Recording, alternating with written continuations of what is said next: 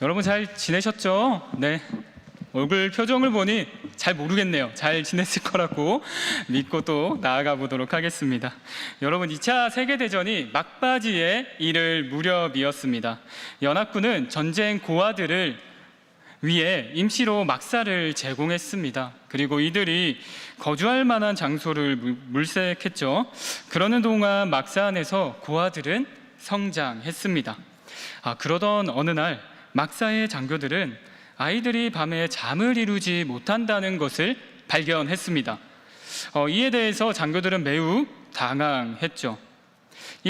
그래서 장교들은 심리학자들에게 이 아이들이 왜 잠을 이루지 못하는가에 대해서 방법을 강구했습니다.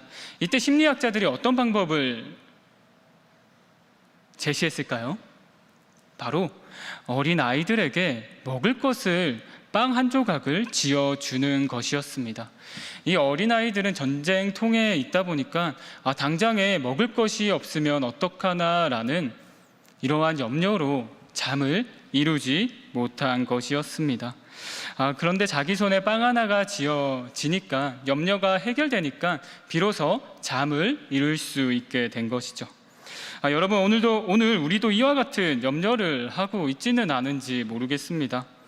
내일 어떤 일이 일어날지 몰라서, 또한 건강에 대한 염려로, 또한 내가 만나고 있는 남자친구, 여자친구, 또 결혼한 남편, 아내의 문제로, 또 가정의 문제 등으로 잠 못 이루는 분이 여기 있지는 않나 싶습니다. 저도 이렇게 설교가 있는 날이면 토요일에 밤잠을 설치기도 합니다.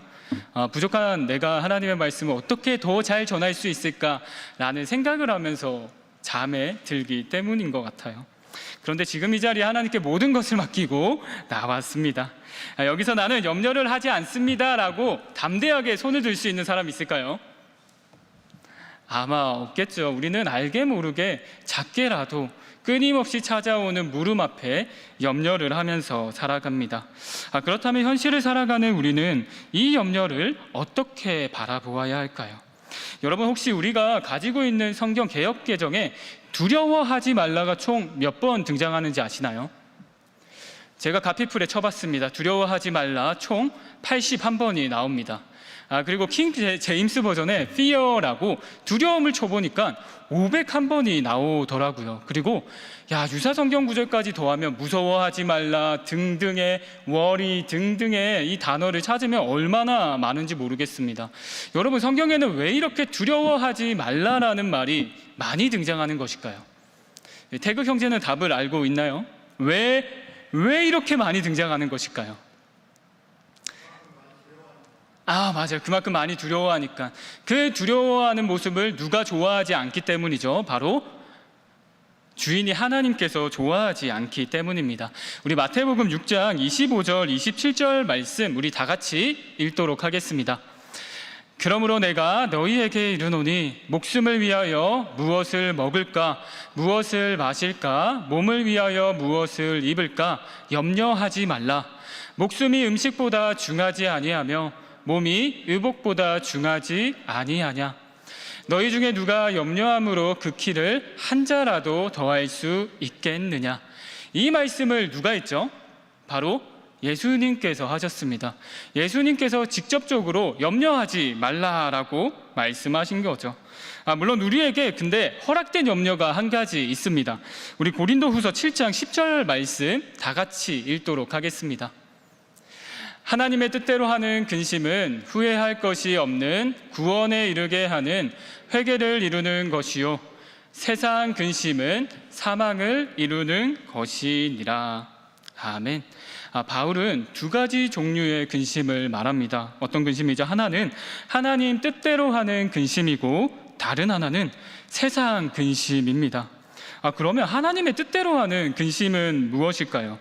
이것은 자신의 행위가 하나님의 뜻에 벗어난 것을 깨닫고 그에 대해 전심으로 애통해하며 어떻게 하면 다시 하나님 앞에 설 수 있을까, 어떻게 다시 바로 하나님 앞에 설 수 있을까 근심하게 하는 염려입니다. 반면 세상 근심이란 무엇일까요? 바로 하나님께 가지 않고 인간이 어떤 수를 서서 노력함으로 발생하게 되는 근심을 말하고 있습니다. 여러분은 많은 염려를 하실 텐데 이 두 가지 종류 중에 어떤 염려를 많이 하십니까? 네, 물어보진 않겠습니다. 네, 성경에서 하나님의 뜻대로 하는 근심을 잘한 인물이 있습니다. 이 잘한 인물 대표적으로 2명 누가 있을까요? 구약에 1명, 제가 신약에서 1명 뽑아봤습니다. 구약에서는 누가 있을까? 바로 다윗이 있습니다. 다윗은 하나님과 멀어졌지만 끊임없이 다시 애절한 마음으로 하나님께 돌아왔습니다. 그리고 신약에는 베드로를 들 수 있을 것 같습니다. 베드로가 하나님을 부인했지만 3번 부인했지만 예수님께서 다시 베드로에게 찾아왔을 때 베드로는 네 주님 하면서 다시 예수님께 돌아갔습니다. 그런데 후자에 대표적인 인물이 있습니다. 세상 근심을 한 대표적인 인물이 있습니다. 구약에는 누가 있을까요? 다윗과 연관되어 있죠. 자, 누가 있을까요? 바로 사울입니다. 사울은 하나님께 돌아가지 않고 인간의 방법으로 점을 치는 사람을 찾아가기도 했죠. 그리고 신약에는 누가 있을까요? 예수님의 12제자였던 유다를 들 수 있을 것 같습니다. 유다는 잘못했지만 하나님 앞에 갔으면 됐었습니다. 그런데 인간적인 방법으로 이렇게 나아갔던 모습들 속에서 우리는 세상 근심에 사로잡혔던 인물이다라고 볼 수 있습니다. 네, 그럼 하나님의 뜻대로 근심하기를 즐겨했던 구약의 인물 다윗은 세상 속에서 주어지는 염려를 어떻게 극복하고 있는지 우리 시편 말씀을 통해서 살펴보도록 하겠습니다. 여러분, 시편에 보면 대가로가 있습니다. 이 대가로 안에 27장 대가로 안에 뭐라고 적혀져 있죠? 네, 27장 대가로 안에 다윗의 시라고 적혀져 있습니다. 이 대가로는 표제라고도 하는데요, 이 배경이 되는 배경 지식을 제공해 줍니다.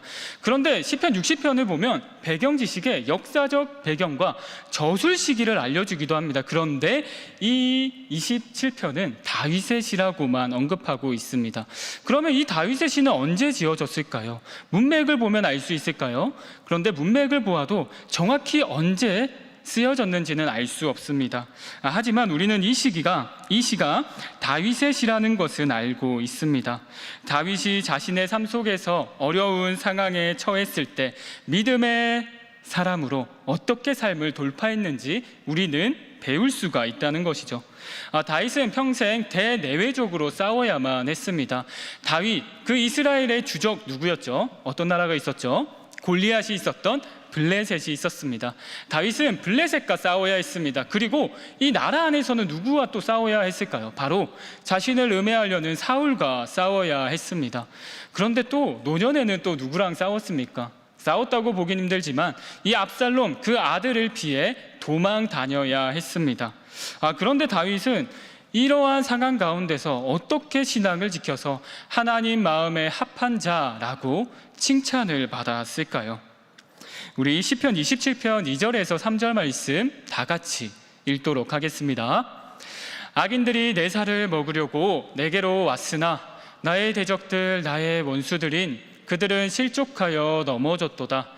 군대가 나를 대적하여 진칠지라도 내 마음이 두렵지 아니하며 전쟁이 일어나 나를 치려 할지라도 나는 여전히 태연하리로다 라고 말하고 있습니다.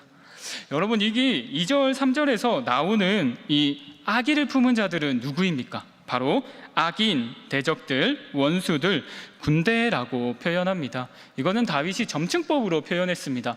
다윗이 왜 점층법으로 이렇게 군대까지 표현했을까요?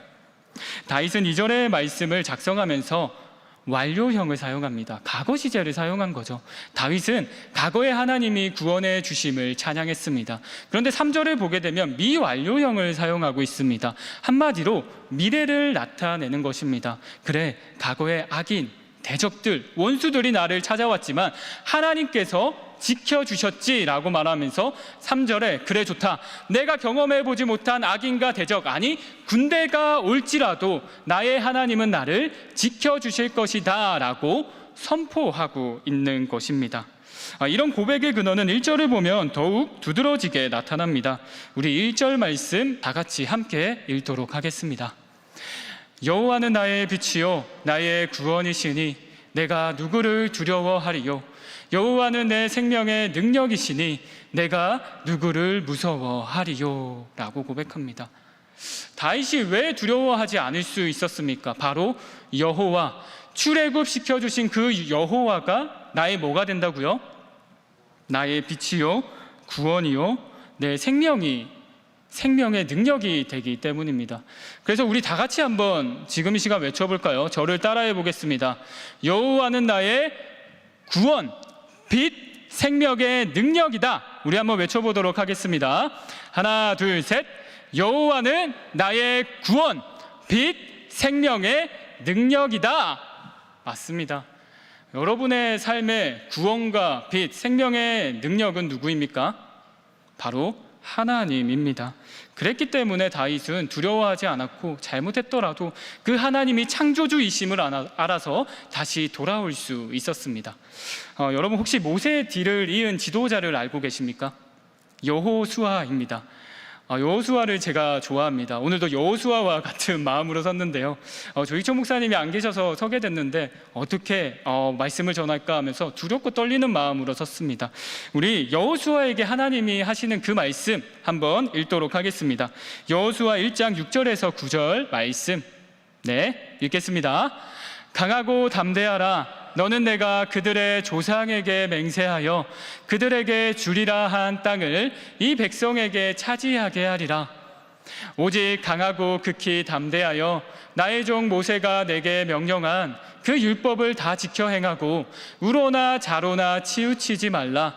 그리하면 어디로 가든지 형통하리니 이 율법책을 내 입에서 떠나지 말게 하며 주야로 그것을 묵상하여 그 안에 기록된 대로 다 지켜 행하라.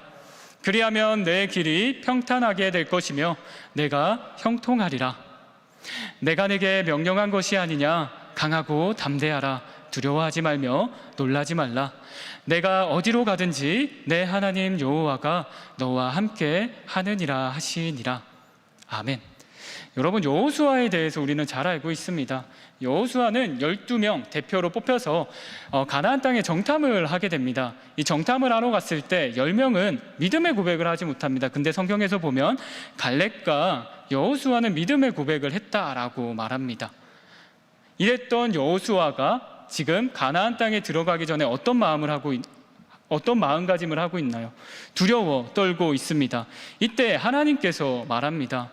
여호수아야, 너 떨지 마라. 내가 너의 하나님이다. 내가 너의 주인이다.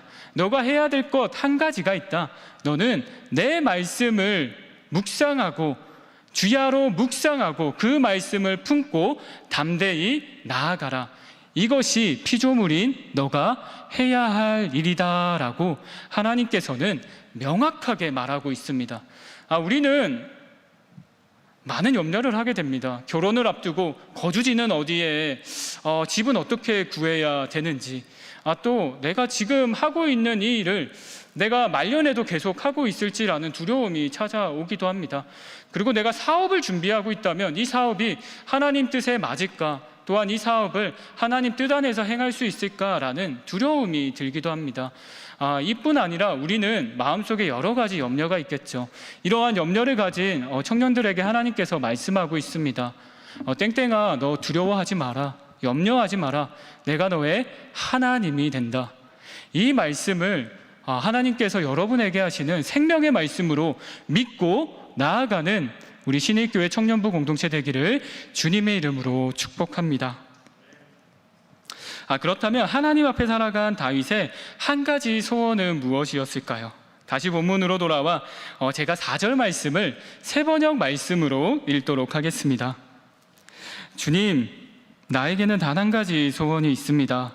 나는 오직 그 하나님만 구하겠습니다. 그것은 한평생 주님 집에 살면서 주님의 자비로우신 모습을 보는 것입니다. 성전에서 주님과 의논하면서 살아가는 것입니다. 제가 여러분에게 묻겠습니다. 여러분에게 한 가지 소원은 무엇인가요? 이때 여러분에게 머릿속에 여러 가지가 지나갈 것 같습니다. 당장 내가 해결해야 하는 문제를 말하고 싶을 것 같아요. 그런데 여러분, 제가 드린 질문을 자세히 생각해 보시기 바랍니다. 여러분에게 단 한 가지 소원은 무엇인가요? 하나님 마음에 합하였던 다윗은 한 가지 소원이 무엇이었나요? 하나님의 전에서 예배하는 것이었습니다. 내가 삶의 예배의 자리에서 벗어나지 않는 것이었습니다. 우리 문섭 청년에게 한 가지 소원이 있다면 무엇입니까? 크게 한번 얘기해 볼까요? 믿음의 고백으로 한번 얘기해 보겠습니다. 뭐죠? 제가 대신하겠습니다. 네, 제가 대신 하겠습니다. 주님, 내가 삶 속에서 내가 주님의 곁을 떠나지 않는 것입니다 라고 고백할 수 있는 우리가 될 때 우리는 세상의 염려에서 벗어날 수 있을 것입니다. 시편 84편 10절 말씀을 우리 함께 읽도록 하겠습니다. 하나, 둘, 셋. 주의 궁전에서의 한 날이 다른 곳에서의 첫날보다 나은즉 악인의 장막에 사는 것보다 내 하나님의 성전 문지기로 있는 것이 좋사오니라고 다윗이 고백합니다. 주의 궁전에서 한 날이, 주님과 함께 대화하는 이 하루가 이 첫날보다 좋고 내가 왕전에서 호의호식하는 것보다 좋습니다 라고 다윗은 말하고 있습니다. 이 다윗의 고백을 많은 크리스천들이 좋아합니다. 그리고 노래도 있죠. 예수전도단에 노래 찬양이 있습니다. CCM이 있습니다. 여러분, 믿음을 소유한 여러분이 되시기를 간절히 소망합니다. 여러분의 주인은 여러분이 아닙니다. 자신이 아닙니다. 하나님입니다. 우리가 피조물임을 깨달아 아까 대찬 형제가 말했죠. 겸손함으로 하루하루 살아가는 우리 신일교회 청년부 되기를 주님의 이름으로 축복합니다. 우리 이어서 5절 말씀 함께 읽도록 하겠습니다. 여호와께서 환난 날에 나를 그의 초막에서 비밀히 지키시고 그의 장막 은밀한 곳에 나를 숨기시며 높은 바위 위에 두시로다. 여기서 한글 성경에서는 조금 생략됐지만 앞에 키라는 원어가 들어갑니다. 키는 이유를 설명합니다. 다윗이 어떻게 4절에 고백을 할 수 있었는가? 우리는 3가지로 볼 수 있습니다. 첫 번째, 나를 초막 속에 비밀히 지키시고, 두 번째, 그의 장막 은밀한 곳에 나를 숨기시며, 세 번째, 높은 바위 위에 두시기 때문입니다. 우리 첫 번째, 두 번째는 하나님께서 보호해 주신다는 겁니다. 근데 세 번째는 요새 위에 둡니다. 바위 위는 요새를 뜻하는데요, 그 요새 위에 둡니다. 요새가 어떤 장소였죠? 성벽을 보호하고 또 공격도 하는 장소였습니다. 하나님께서 나를 보호해 주시고 내가 악인들과 맞설 수 있도록, 공격할 수 있도록 주님이 이끌어 주시기 때문에 내가 여호와만 붙잡고 나아갈 수 있다. 그렇기 때문에 내 한 가지 소원은 여호와의 전에 거하면서 하나님께 예배하는 것이다 라고 고백하고 있는 거죠. 우리 6절 말씀을 보면 끝절에 여호와를 찬송하리로다 라고 고백합니다. 다윗은 결국 처한 억울한 상황, 풀리지 않는 상황을 하나님께서 해결해 주실 것이고 자신이 그 해결받음을 찬송할 것이다 라고 선포하고 있습니다. 이것은 하나님의 믿음, 그 믿음에서 비롯된 선포인 것이죠. 여러분, 다윗이 염려에서 벗어날 수 있었던 방법이 무엇이었습니까? 다른 것 없습니다. 염려보다 더 크신 하나님을 진짜로 내 삶의 주인으로 모셨습니다. 그리고 과거에 행하신 그 하나님의 동행하심을 잊지 않고 기억하면서 믿음으로써 나아갔던 것입니다. 그런데 여러분, 다윗이 한 가지 염려가 있습니다. 우리가 그 염려를 한번 살펴볼 텐데요. 시편 51편 11절 말씀을 함께 읽도록 하겠습니다. 하나, 둘, 셋. 나를 주 앞에서 쫓아내지 마시며 주의 성령을 내게서 거두지 마소서라고 기도합니다. 여러분, 이게 다윗의 어떤 염려인 것 같나요? 제가 서두에 말씀드렸던 2가지 종류 중에 어떤 염려인 것 같나요? 자, 대찬 형제, 어떤 염려인 것 같나요? 자, 전자인가요? 후자인가요? 좋아요. 전자입니다. 하나님의 뜻대로 하는, 구원에 이르게 하는, 그 회개를 이루게 하는 근심입니다. 다윗은 하나님을 두려워했죠. 그래서 내가 하나님에게 벗어날까봐, 정말 하나님이 주신 이 성령이 내게 거두어질까봐 기도했습니다. 그래서 하나님에 대한 임재를 갈망했던 것이죠. 여러분, 다윗은 이 심각한 상황에서도 왕의 자리에서 벗어나서 염려하는 것이 아니었습니다. 하나님 앞에서 자신이 벗어날까봐, 또한 내가 그 예배의 자리에서 벗어날까봐 염려했습니다. 다윗은 여호와의 임재를 삶의 순간순간마다 갈망했습니다. 여러분에게는 하나님에 대한 갈망이 있습니까? 정말 우리 예배 매주 드리러 오는데 정말 여러분의 마음속에는 하나님에 대한 갈망이 있습니까? 이 질문을 우리는 오늘 곱씹어 봐야 할 것입니다. 제가 영국의 의료 선교사이며 탐험가인 데이비드 리빙스턴의 이야기로 설교를 마치려고 합니다. 1856년 데이비드 리빙스턴은 아프리카에서 큰 위험에 직면해 있었습니다. 그를 음해하려는 원주민 추장 음부르마의 야생지를 통과하려 했기 때문이죠. 그날 밤 리빙스턴은 평소에 약속의 말씀으로 여겼던 마태복음 28장 18절 20절을 암송합니다. 우리 한번 읽어보도록 하겠습니다. 네, 제가 읽어보도록 하겠습니다. 네, 예수께서 나와 말씀하여 이르시되 하늘과 땅의 모든 권세를 내게 주셨으니 그러므로 너희는 가서 모든 민족을 제자로 삼아 아버지와 아들과 성령의 이름으로 세례를 베풀고 내가 너희에게 분부한 모든 것을 가르쳐 지키게 하라. 볼지어다 내가 세상 끝날까지 너희와 항상 함께 있으리라 하시니라 라는 말씀을 붙들고 리빙스턴이 이렇게 편지를 썼다고 합니다. 1856년 1월 14일 가장 권위 있고 신성한 이 말씀은 불안의 종식을 의미합니다. 죽음이 온다 해도 나는 몰래 횡단하지 않겠습니다. 나는 지금 평안합니다. 하나님 감사합니다. 그렇습니다. 리빙스턴은 하나님이 함께 하시기 때문에 내가 죽더라도, 내가 죽어도 하나님과 함께 하시기 때문에 내가 누구를 두려워하겠습니까? 라고 하면서 담대히 나아갔던 것입니다. 여러분, 하나님 중심의 신앙을 살아내기 위해서는 삶 속에 여러 어려움이 올 때 무엇이 생각나야 할까요? 바로 하나님의 말씀이 생각나야 합니다. 여러분에게 생각나는 말씀이 있습니까? 여러분이 암송하는 말씀 한 가지가 있습니까? 여러분이 암송하는 말씀 5가지가 있습니까? 여러분이 암송하는 말씀 50가지가 있습니까? 여기서 전도사님 저는 부끄럽지만 그래도 저 암송 10가지는 합니다 라는 청년 있을까요? 담대하게 손 한번 들어보도록 하겠습니다. 전도사님 저 암송 10개는 합니다 라는 청년 있을까요? 좋습니다. 조금 낮춰보겠습니다. 전도사님 저는 그래도 암송 5개는 합니다 라는 청년 있을까요? 네, 좋습니다.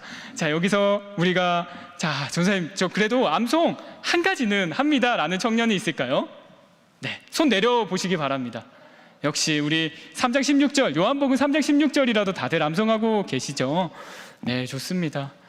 우리가 하나님 중심의 신앙으로 살아가는 것은 말씀을 우리가 암송하고 이 염려 가운데 하나님의 말씀을 선포하는 것입니다. 여러분, 두려움이 왔을 때 하나님의 말씀을 선포하는 여러분 되시기 바랍니다. 우리 베드로전서 5장 7절에서 8절 말씀 다 같이 읽어보도록 하겠습니다. 너희 염려를 다 주께 맡기라. 이는 그가 너희를 돌보심이라. 근신하라, 깨어라. 너희 대적 마귀가 우는 사자같이 두루다니며 삼킬 자를 찾나니. 마귀는 누구를 삼키려고 하나요? 바로 마음에 염려가 가득한 사람입니다. 여러분, 왜 마음에 염려가 가득한 사람을 마귀가 삼키려고 할까요? 우리는 이 부분에 대해서 명확히 답변할 수 있어야겠죠. 왜 염려하는 자를 마귀가 삼키려고 할까요? 왜냐하면 믿는 자에게 염려하는 것은 나의 주인이 하나님인 것을 믿지 못하기 때문에 비롯된 것이죠. 그렇기 때문에 마귀가 염려하는 자를 삼키는 것입니다. 그렇기 때문에 우리가 하나님이 나에게 주신 그 전자의 염려가 아니라면 우리는 민감하게 캐치해야 합니다. 우리 잠언서 4장 23절 말씀 우리 다 같이 읽어보도록 하겠습니다. 모든 지킬 만한 것 중에 더욱 내 마음을 지키라. 생명의 근원이 이에서 남이니라. 아멘. 우리가 외적으로 드러나지 않을지는 모르겠어요. 염려가 외적으로 드러나지 않을 수도 있잖아요. 그런데 하나님께서는 외적으로 드러나지 않을지라도 그 염려를 지키라고 합니다. 왜냐하면 하나님의 자녀인 여러분이 마귀의 밥이 되어서 살아가면 안 되잖아요. 하나님께서 주인임을 알고 담대하게 세상에서 살아가야 하잖아요. 그 하나님의 애절한 마음을 우리 청년들이 느꼈으면 좋겠습니다. 하나님은 여러분이 강하고 담대하게 살아가기를 소망합니다. 무엇이 있어서가 아니라 하나님이 나의 주인이 되시기 때문에 내가 담대하게 살아갑니다 라고 고백하고 나아가기를 바라십니다. 오늘 이 하나님의 마음을 깊이 누리고 오늘 밤 암송 한 가지 하고 잠에 드는 여러분 되시기를 간절히 소망하며 제가 기도하고 마치도록 하겠습니다. 네, 사랑이 많으신 아버지 하나님, 우리는 너무나도 부족합니다. 세상을 살아가면서 염려가 엄습해올 때 우리는 말씀을 선포하지 못할 때가 많았습니다. 하지만 하나님, 이제는 그 염려 앞에 말씀을 선포하겠습니다. 다윗과 같이 하나님을 주인 삼아 살아가겠습니다. 하나님, 부족한 우리를 은혜의 장중으로 붙들어 주시옵소서. 이번 한 주간에도 우리의 삶을 주님께 맡기오며 살아계신 우리 주 예수님의 이름으로 기도드립니다. 아멘.